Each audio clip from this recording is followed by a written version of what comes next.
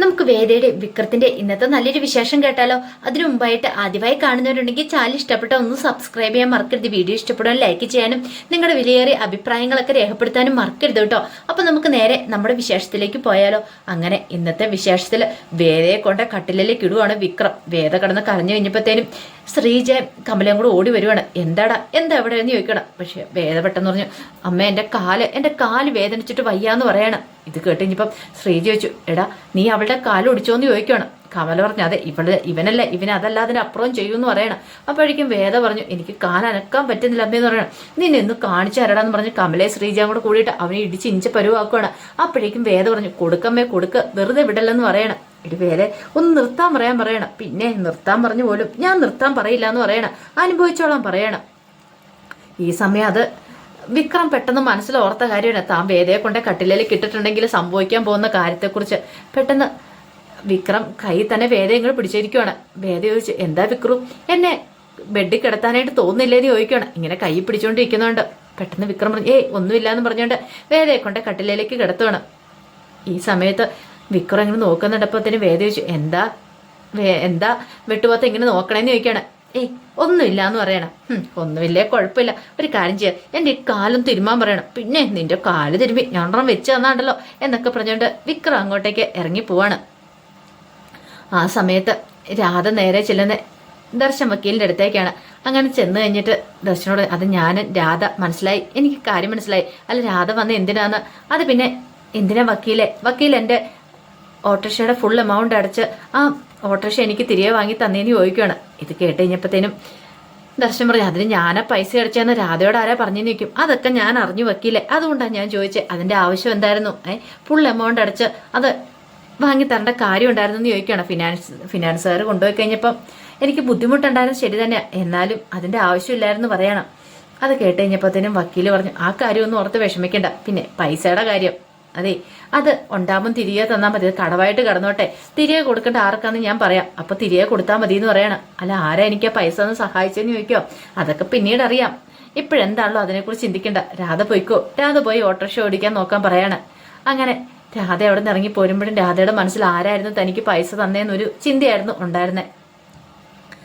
ഈ സമയത്ത് രാധയുടെ ഫോണിലേക്ക് പിന്നീട് നന്ദിനി വിളിക്കണം. നന്ദിനിക്ക് ഒട്ടും സഹിക്കുന്നുണ്ടായിരുന്നില്ല. നന്ദിനി ഇങ്ങനെ മുറിയിൽ എന്നിട്ട് ഇങ്ങനെ ആലോചിച്ചു, എന്ത് ധൈര്യം ഉണ്ടായിട്ടാ അവൻ അവളെ എടുത്തു പൊക്കിക്കൊണ്ടല്ല നടന്നേ, അച്ഛനും അമ്മയും താനൊക്കെ വന്നു കഴിഞ്ഞിട്ട് പോലും അവനാണെങ്കിൽ അവളെ നിലത്ത് നിർത്താനായിട്ട് കൂട്ടാക്കില്ല. നാണക്കേട് ചിന്തിക്കാൻ പോലും പറ്റുന്നില്ല എന്നൊരു വിചാരമായിരുന്നു അവളുടെ മനസ്സറിയെ. ഇതങ്ങനെ വെറുതെ വിട്ടിട്ട് കാര്യമില്ലോ എന്നൊക്കെ കരുതിയിട്ടാണ് നന്ദിനി രാധയെ വിളിക്കുന്നത്. രാധയെ വിളിച്ചിട്ട് ചോദിച്ചു, നീ ഇതെവിടെയാന്ന് ചോദിക്കുക. രാധ പറഞ്ഞു, ഞാനൊരു ഓട്ടം വന്നു തുടങ്ങുക. നീ ഇങ്ങനെ ഓടിക്കൊണ്ടിരിക്കുക, ഇപ്പോഴല്ല ഇനിയാ നീ നെട്ടോട്ടം ഓടാൻ പോണേന്ന് പറയാ. എന്താ നന്ദിനി അടുത്തിന്ന് ചോദിക്കണം. അല്ല നീ ഇവിടെ നടക്കുന്ന വല്ല പുകിലും അറിയുന്നുണ്ടോ?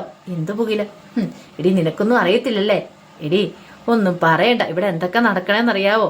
കഴിഞ്ഞ ദിവസം ഞങ്ങൾ എൻ്റെ വീട്ടിലേക്ക് പോയേക്കുമായിരുന്നു കളവെഴുത്തും പാട്ടിനും വേണ്ടിയിട്ട്. വിക്രം വേദയെ മാത്രം വന്നില്ല. പിന്നീട് ഇവിടെ സംഭവിച്ചത് എന്താണെന്നറിയാം, ഞങ്ങൾ വന്ന് കയറുന്ന സമയത്ത് കണ്ട കാഴ്ച, പിന്നീട് അവർ വന്നപ്പോൾ കണ്ട കാഴ്ചകളെ കുറിച്ചെല്ലാം ഇങ്ങനെ വിശദമായിട്ട് പറയണം. എല്ലാം കേട്ട് കഴിഞ്ഞപ്പോഴത്തേനും രാധയ്ക്ക് സഹിച്ചില്ല. രാധ പറഞ്ഞ സത്യമാണോന്ന് ചോദിക്കുക. ഞാൻ എന്തിനാ കള്ളത്തരം പറയണേ? എനിക്ക് കള്ളത്തരം പറയേണ്ട കാര്യമില്ല. ഇങ്ങനെ പോയിട്ടുണ്ടെ 10 മാസം കഴിയുമ്പോൾ ഉണ്ടല്ലോ, ദേ വേദ മിക്രോ ഒരു കുഞ്ഞിന്റെ കയ്യെ പിടിച്ച് നടക്കുന്നതാണ്. അപ്പോഴേക്കും നിനക്ക് ആ കുഞ്ഞിനെ കണ്ടു കഴിയുമ്പോഴത്തേനും തോന്നും, എൻ്റെ വയറ്റിൽ പിറക്കേണ്ട കുഞ്ഞായിരുന്നല്ലോ ഇതെന്ന് തോന്നും. അവസാനം കണ്ടു ആ കുഞ്ഞിന്റെ ഡയപ്പർ വരെ നീ മാറ്റേണ്ടതായിട്ട് വരുമെന്ന് പറയണം. ഇത് കേട്ടുകഴിഞ്ഞപ്പോൾ രാധയ്ക്ക് സങ്കടം സഹിക്കാൻ പറ്റിയില്ല. ഈ സമയം നന്ദിനി പറഞ്ഞു, ഞാൻ നടക്കാൻ പോകുന്ന കാര്യത്തെക്കുറിച്ചാണ് പറഞ്ഞ എന്നോട്. നിനക്കിതൊക്കെ കണ്ടുകൊണ്ടിരിക്കാനേ പറ്റുള്ളൂ മോളെ, ഇങ്ങനെ പോയിട്ടുണ്ടെങ്കിൽ അധികം വൈകാതെ അവളൊരു കുഞ്ഞിനെ പ്രസവിക്കുമെന്ന് പറയണം. എന്നിട്ടോ നിന്നോടെന്താ അവൻ പറഞ്ഞിരിക്കുന്നത്?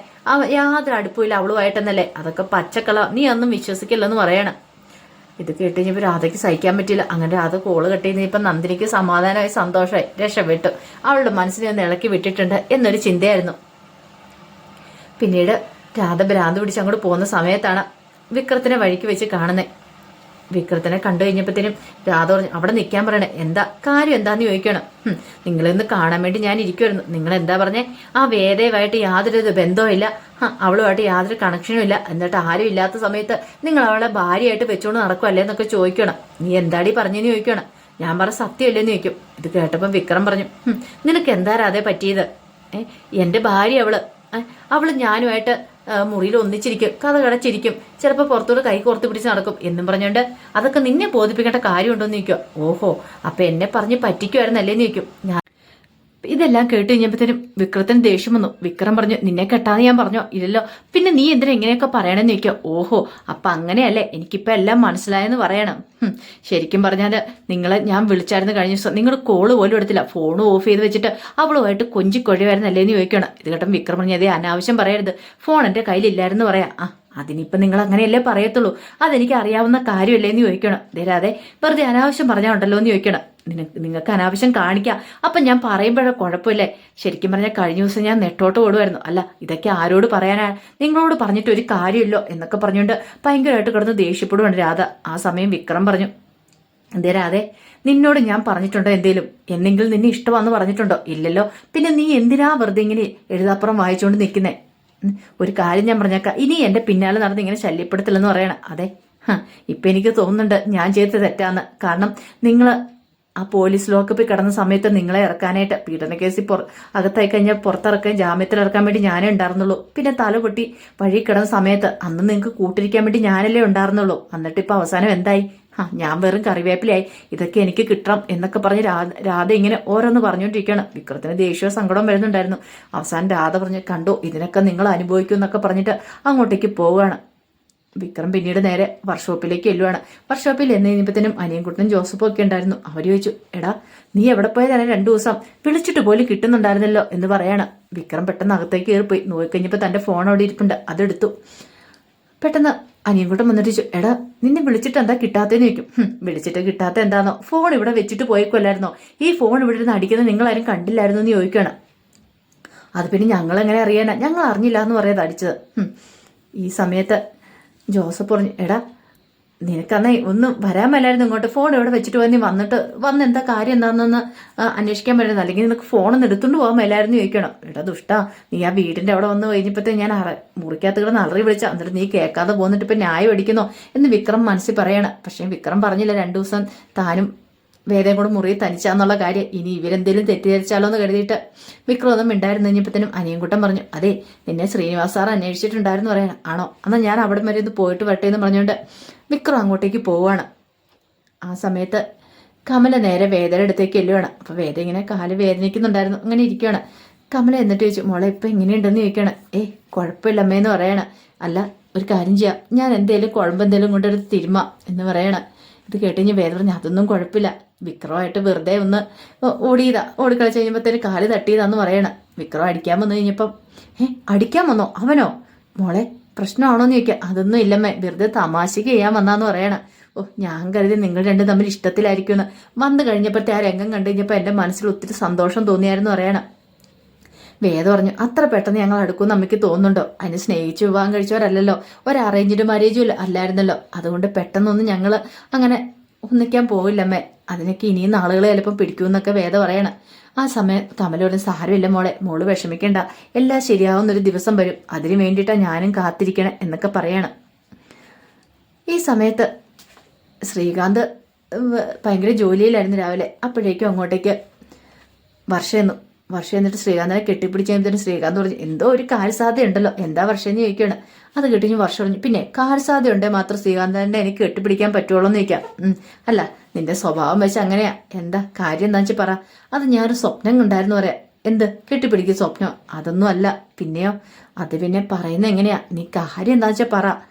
അത് പിന്നെ ആ സ്വപ്നം കണ്ടേ പിന്നെ എനിക്ക് ഭയങ്കര ടെൻഷനാന്ന് പറയണേ. എടി നീ കാര്യം എന്താന്ന് വെച്ചാൽ പറ.